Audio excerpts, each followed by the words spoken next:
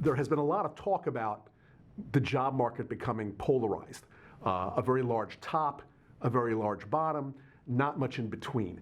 The middle paying jobs that have really disappeared are the ones that pay well for someone with a high school diploma. In manufacturing, in construction, clerical work, those jobs are largely gone.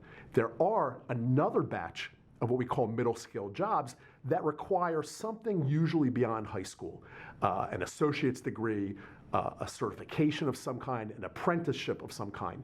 Can we devise appropriate education and training mechanisms to give low-income individuals, young people and adults, just enough skills to move them into those kinds of jobs when they're available? Starting during the War on Poverty years, money was traditionally focused on disadvantaged adults, often minorities, disadvantaged youth, especially out-of-school youth, and on and off there was always some interest in displaced workers, not necessarily the poor, but people whose jobs had disappeared who were having some difficulty transitioning into something else. In 1964-65, we had 20 years of very strong economic growth that was broadly shared across the economy. And I think a lot of the thinking was this won't be that hard. A rising tide is going to lift all of the boats.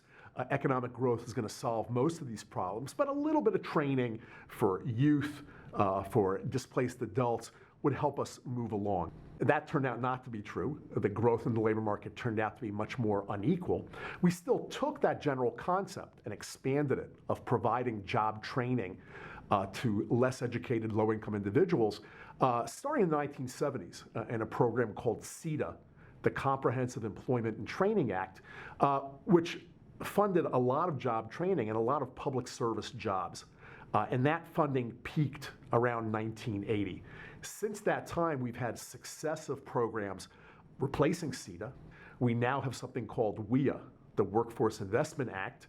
The federal government, through the Department of Labor, sends certain streams of money down to the states and down to the localities where local and state workforce boards allocate that money for job training.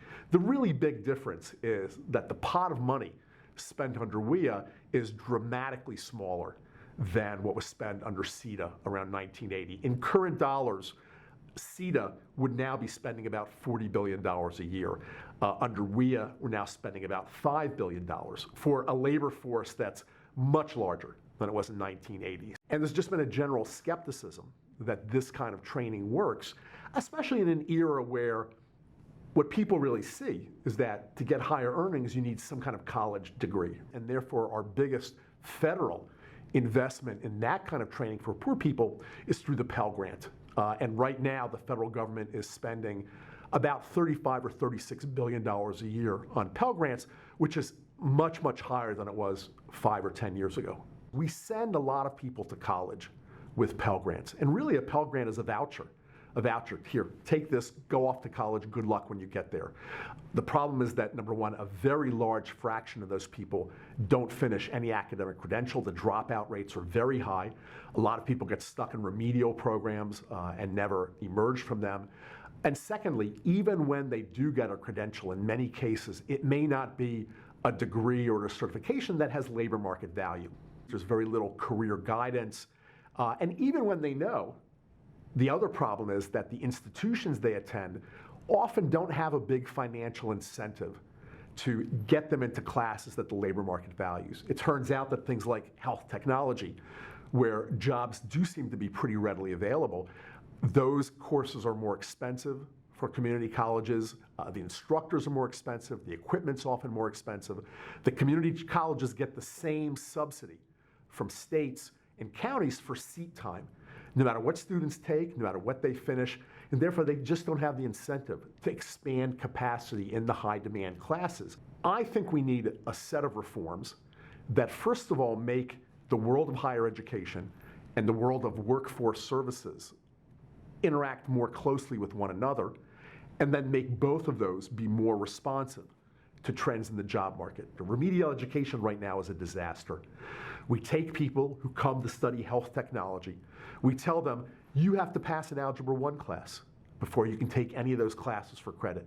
People can't pass Algebra 1. They're not interested in Algebra 1. It's not clear that you need Algebra 1 to be a health tech, and yet people get stuck there and eventually they just drop out. Remedial Ed seems to be more effective when you actually integrate it into the job training and don't have it be a separate standalone category. I think that the institutions have to have a set of reforms that make them want to expand teaching capacity in those high demand areas. Instead of giving everybody the same subsidy from the state, making the subsidies at least partially dependent on the success rates of the school in terms of graduating people and in terms of improving their earnings over time. There is a need, not just among the workers, to have these skills, but by employers as well. And in sectoral training, the training is provided in coordination with the employer and a workforce intermediary. And so you know that individuals are being trained for jobs that actually exist, and that the employer will be willing to hire people if those people meet their skill needs and attain the appropriate credentials. This is a range of reforms altogether that I think could make Pell Grants more effective and make higher education and job training in America a better deal both for the employers who need it and for the low-income workers as well.